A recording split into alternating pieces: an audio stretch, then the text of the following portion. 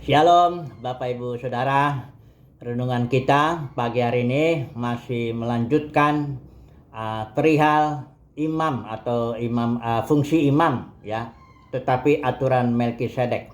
Kita lihat dulu satu imam menurut aturan Harun, perjanjian antara Yahweh dengan Israel itu yang diikat di Gunung Sinai melalui perantaraan Musa itu bersifat imam aturan Harun. Mari saya baca dulu.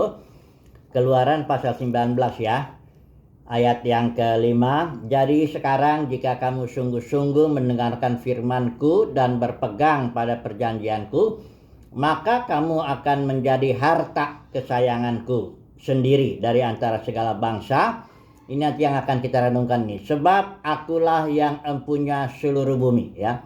Kemudian ayat 6, kamu akan menjadi bagiku kerajaan imam ya, bangsa yang kudus. Nah, kita tahu ini Israel ceritanya, dia ditetapkan Tuhan, dipilih Tuhan menjadi bangsa yang kudus, umat kesayangan, dan menjadi imam-imam dan raja-raja aturan Harun nanti, karena hukum Taurat yang turun di Gunung Sinai itu kan.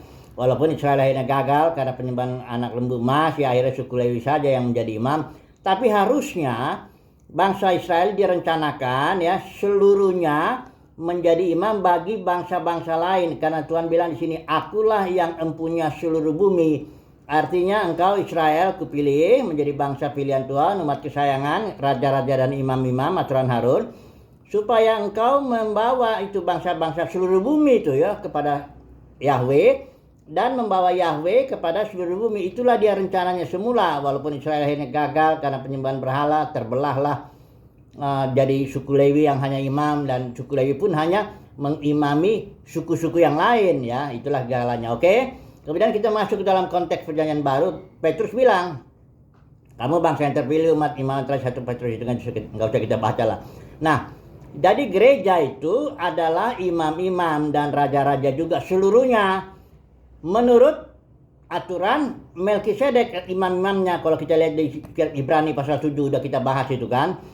Kalau imamnya Melkisedek, hukumnya hukum Kristus ya, karena Kristus sudah menggenapi seluruh ya, kalau 2 ayat 17, seluruh simbol-simbol hukum Taurat itu seluruhnya digenapi, dan realitanya, esensinya adalah Kristus dalam batin. Itu sebabnya imam aturan Melkisedek hukumnya menjalani hukum Kristus, menjalani hukum Roh Kudus ya, dipimpin Roh Kudus lah, hari lepas hari. Tidak ada satupun aturan agamawi. Saudara bisa lihat itu kalau gereja mula-mula yang 28 pasal. Tidak ada aturan agamawi apapun. Mereka semua hidup, tiap anggotanya dipimpin Roh Kudus. Oke. Nah, sekarang fungsi imam aturan Melkisedek yang mau kita renungkan, dengan mengingat bahwa seluruh bumi itu milik Tuhan. Artinya bahwa kita ini menjadi imam aturan Melkisedek untuk mengimami seluruh bumi. Ya.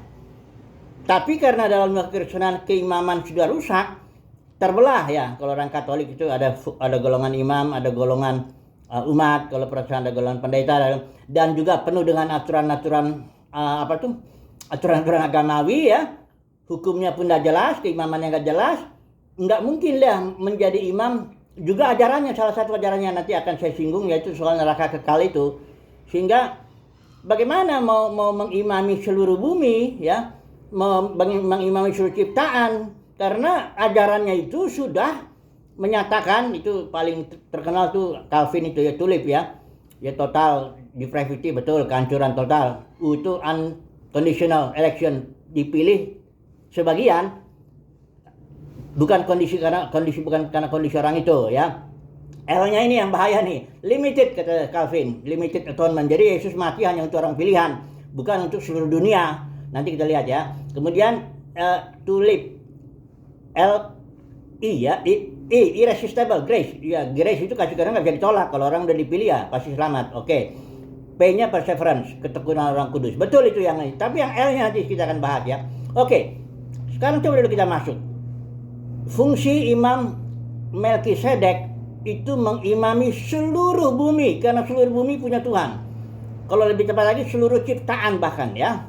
Nah, mari kita melihat dulu apa kabar berita yang harus disampaikan kepada dunia ini oleh imam-imam aturan Melkisedek ini.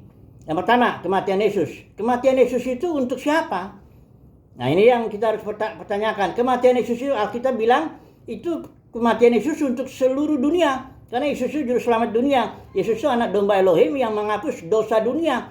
1 Yohanes 2 ayat 2 juga mengatakan dia itu, coba dulu ini kita baca dulu sebentar ini. Ini ayat yang sebenarnya udah cukup mematikan orang-orang yang mau coba mengatakan bahwa limited atonement itu. Jadi ini ayat yang paling, saya pernah lihat pendeta Budi Asal itu dia membahas ini dan dia kelabakan gitu ya dengan ayat ini. Ini dia bilang ayat yang paling susah yang mau mempertahankan limited atonement itu. Coba dulu kita baca dulu sebentar ya. Sehingga dia menafsirkan sesuatu yang, coba saya baca dulu sebentar ya. Ini dia ayatnya yang paling susah katanya untuk orang yang menganut limited atonement ya. Dibilangnya 1 Yohanes 2 ayat 2. Dan ia adalah pendamaian untuk segala dosa kita, dan bukan untuk dosa kita saja, tapi juga untuk dosa seluruh dunia. Jadi Yesus itu mati untuk dosa seluruh dunia. Memang dunia itu istilah dunia yang dipakai Rasul Yohanes mesti ditafsirkan sesuai konteks. Barangkali ada 7 atau 8 maknanya. Kalau misalnya Bapa mengasihi seluruh dunia, itu berarti semua manusia. Kalau dibilang janganlah kamu mengasihi dunia sebab apa yang ada dalam dunia, itu dunia itu ada sistem. Kalau Yesus bilang Yesus datang ke dalam dunia, itu berarti geografis. Yesus kan datangnya ke tanah Palestina itu. Oke lah. Tapi itu, ini ayat, saya pernah dengar soalnya videonya Pak Budi Asal itu, kelabakan dia kerja. Dia bilang gini, ia adalah pendamaian segala dosa kita, bukan untuk dosa kita saja. Jadi kita itu dia bilang orang-orang jauh dia aja, ya. Barulah seluruh dunia itu ya seluruh orang percaya. Sehingga dia mempertahankan supaya jangan Yesus itu dipandang mati untuk seluruh manusia. Itu kan konyol lah tafsiran itu. Ini berarti kita ini di sini, ini surat Yohanes, hai anak-anakku, itu dia sedang ngomong kepada 7 gereja yang kebanyakan bukan orang Yahudi itu. Tahun 90 atau 95 itu yang dia dianggap sama Rasul Yohanes anak-anakku itu bukan orang Yahudi saja. Jadi kita itu berarti seluruh orang percaya yang ada di gereja 7 gereja itu. Jadi dan setelah itu seluruh dunianya seluruh manusia. Berarti kan itu dikelabakan ini. Ini memang ayat sudah mematikan sekali. Tapi kalau orang ngotot ya udah nggak apa-apa lah ya. Pendeknya Yesus itu mati untuk semua orang. Nah kalau upah dosanya sudah dibayar, maka semua orang pasti selamatkan. Pasti itu. Tinggal urutannya. Makanya kebangkitan Yesus 1 Korintus 15 ada urut-urutannya. Pertama Yesus, kedua orang pilihannya, baru nanti berurut-urut sampai nggak ada lagi maut, ya maut ditaklukkan. Nah, ada orang bilang kan upah dosa neraka kekal. Oke lah, saya coba sudah pakai dulu ya otak ya, walaupun otak kita cuma sebesar bakpao. Coba dulu saya tantang, sudah berpikir dulu secara logika. Kalaulah upah dosa itu neraka kekal, berarti Yesus nggak membayar dosa kita. Kalau memang Yesus mau bayar dosa saya misalnya, dan misalnya upah dosa itu neraka kekal, dalam pengertian selama-lamanya di neraka dibakar-bakar begitu ya kayak sate, berarti Yesus harus mati dan selama-lamanya dibakar kayak sate gitu untuk nebus dosa saya doang satu ya. Tapi kalau nanti banyak orang berarti Yesus harus berkali-kali tuh dilipat gandakan itu. Padahal Yesus cuma mati 3 hari mengalahkan maut, dia bangkit. Kenapa? Ya karena upah dosa itu maut. Roma 6 ayat 23. Bukan neraka kekal, itu nggak masuk akal. Nggak masuk akal ya. Kalau saudara bilang, oh selama-lama dibakar, berarti saudara nggak ditebus Yesus. Nah, enggak. Yesus nggak selama-lamanya kok di neraka. Dia cuma 3 hari doang mengalahkan maut, sudah dibangkit, menang udah. Ya. Jadi kalau ngomong tuh, ya walaupun otak kita cuma sebesar bakpao, saya bilang lagi, pakai logika sedikit lah, ya. Tapi ya sudah, kalau memang orang nggak terpanggil sebagai imam-imam aturan Melkisedek ya, mau dia bilang apa? Karena itu semua kasih karunia, ya.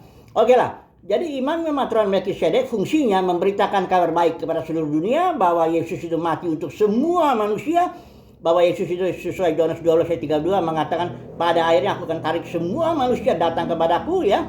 Akhirnya Bapa Yesus itu semua imam aturan Melkisedek itu begitu. Dan nanti di akhir zaman itu kedatangan Tuhan Yesus itu kita harus beritakan juga. Jadi kematiannya, kebangkitannya ya, akhirnya semua urutannya itu, dan akhirnya kenaikannya ke surga, turun Roh Kudus itu, kisah para rasul itu, Petrus khotbahnya itu, kemudian kedatangannya sebagai hakim ya. Saudara ingat ya, nggak semuanya orang Kristen nanti ambil bagian, karena kalau bagaimana mau 2 orang berjalan, kitab Amos pasal 3 bilang bagaimana 2 orang berjalan kalau nggak sepakat. Kalau saudara punya doktrin neraka kekal, Yesus mau datang di sini sebagai imam aturan Melkisedek. Dia imam besar aturan Melkisedek loh ya. Terus dia mau menyelamatkan semua manusia. Nah terus saudara nggak mau kan? Oh saya neraka kekal. Sudah semua orang sebagian mayoritas yang nggak dipilih lempar ke neraka selama-lamanya. Ya jelas lah, nggak akan saudara ditemani, nggak jadi teman kerja dengan Yesus lah. Bagaimana dua orang? Kalau di dunia ini bisa, karena selama di dunia ini Yesus ya kita bisa berteman, semua orang percaya berteman dengan Yesus. Tapi nanti ketika kedatangannya, kalau saudara punya doktrin neraka kekal, ya disingkirkan dulu, diajarin dulu nanti ya. Yang dipakai itu imam-imam yang memang sudah dibentuk menurut aturan Melkisedek. Itu dia yang dijelaskan di Roma pasal 8 ayat 19-21. Perhatikan ini ayat terakhir lah ya sebelum kita tutup ini. Pada kedatangan Tuhan Yesus, ini dia maksudnya ini bahkan kerinduan yang dalam segala makhluk ini ya. Terus dia bilang ayat yang saya baca ayat yang ke-21 aja lah, bahwa makhluk ciptaan itu sendiri juga akan dimerdekakan, makhluk ciptaan itu, dari perbudakan kebinasaan kepada kemerdekaan kemuliaan anak-anak Elohim. Inilah kemuliaan anak-anak Elohim, inilah imam-imam aturan Melkisedek.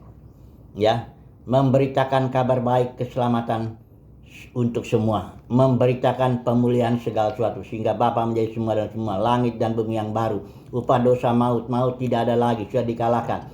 Saudara dan saya kalau dibentuk sebagai imam-imam aturan Melkisedek, pasti saudara memberitakan kabar baik keselamatan semua manusia. Tapi kalau saudara sebagai imam-imam dalam aturan yang kacau itu dan dunia kekristenan itu, ya nggak jelas itu imamnya. Kalau dibilang imam aturan Harun, enggak, karena saudara kan bukan suku Lewi kan.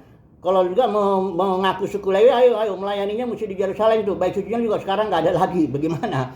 Jadi saudara nggak mungkin imam aturan Harun. Aturan Melkisedek juga enggak, karena saudara ngajarin neraka kekal ya. Jadi kesimpulannya sekarang beginilah ya. Semuanya kasih karunia. Kalau semoga saudara dan saya terpanggil lah untuk menjadi imam-imam, berfungsi sebagai imam-imam aturan Melkisedek, memberitakan kabar baik ya. Kematian Yesus, kebangkitannya, kenaikannya, kedatangannya, semuanya intinya pemulihan segala sesuatu ya. Semoga itu semuanya pilihan kehendak Tuhan Yesus sendiri. Haleluya. Amin.